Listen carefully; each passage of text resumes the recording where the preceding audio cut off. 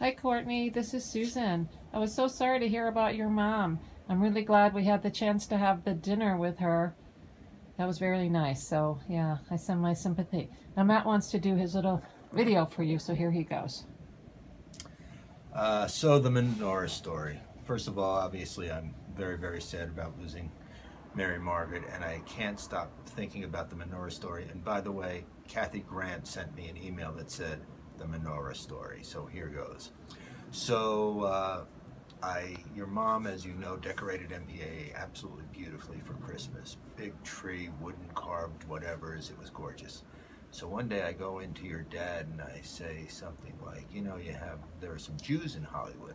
Yeah. And you have some Jews working for you. Yeah. And you got some Jewish guests who come here. Huh? Yeah. I said, but you got no menorah for Christmas tree and blah, blah. He goes, okay, no problem. You're great. You're absolutely right. Blah, blah, blah. Go call Mary Margaret. So I said, people are starting to think you're anti-Semitic, at which point he says, get the hell out of my office. So I call your mom and she says, oh, of course, honey, of course, darling, of course, sweetheart. Why don't you and Sue go pick out a menorah this weekend? So I said, okay, menorah. So Sue and I go pick out a menorah and I bring it over to the house and she goes, nope, too small. So we go back out the next weekend and we pick out a menorah and we bring it back and it, nope, too ugly, too big.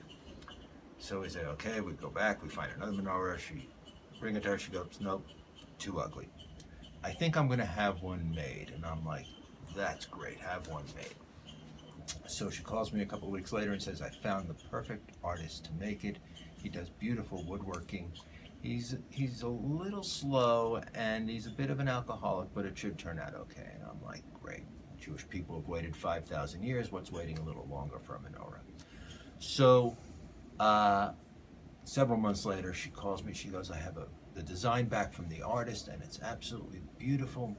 Is it really necessary that it have 8 arms? Because this design only has 6, but it's absolutely gorgeous and I think it'll work. No, Mary Margaret, it's a religious ornament. I don't think we can go that way. It has to have 8, 1 tall one, 8 short ones. Of course, darling, of course, sweetheart, I didn't mean any disrespect. It's a religious one. I know. Finally, the menorah comes in and it's absolutely gorgeous and I hope they still have it. It was black ebony and it really absolutely gorgeous. So we put it up or she puts it up living room right across from the bar. And I come in the next day and I see it, and it's decorated in a whole bunch of holly, Christmas hollies on it. So I go into your dad and I say, Jack, the menorah should put holly on it. And he goes, you started this, you deal with it. So I call Mary Margaret. Mary Margaret's the most beautiful menorah I ever saw in my life. It's great, it's wonderful, but I don't think you should have holly on it because remember, it's a religious ornament. Oh, Matt, oh, darling, oh, sweetheart, oh, honey, we meant no disrespect. Of course I'm going to take it off. I'll take it off right away and we'll just put candles in the menorah. Great. Next day I walk in and there's the menorah and there are candles in it, but the candles are red and green, the Christmas colors of the menorah candles. So I go into your dad and I said, Jack, she put the menorah, it's beautiful, but now she's got the Christmas colors. And he's like, you started this. You did it. So I call her and I say, Mary Margaret's beautiful, blah, blah, blah. She goes, oh, of course, honey, of course, darling, of course, sweetheart, I meant no disrespect. We'll fix it. What color should it be? I said, well, blue and white would be good. She goes, no. I say, okay, blue. No.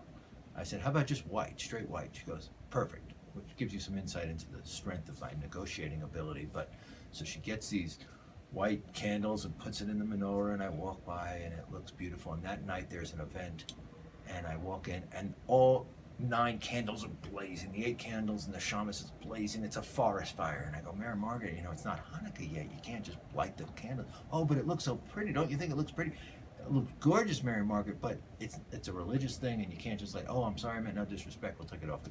So we take it off and she sets it up and everything is all right. And then the next day, somebody from MPAA decides to put some elves and a manger hanging off all of the candles just to bust my chops. Your mom had nothing to do with that episode, but that is the story of the menorah and why the MPAA family loved your mom.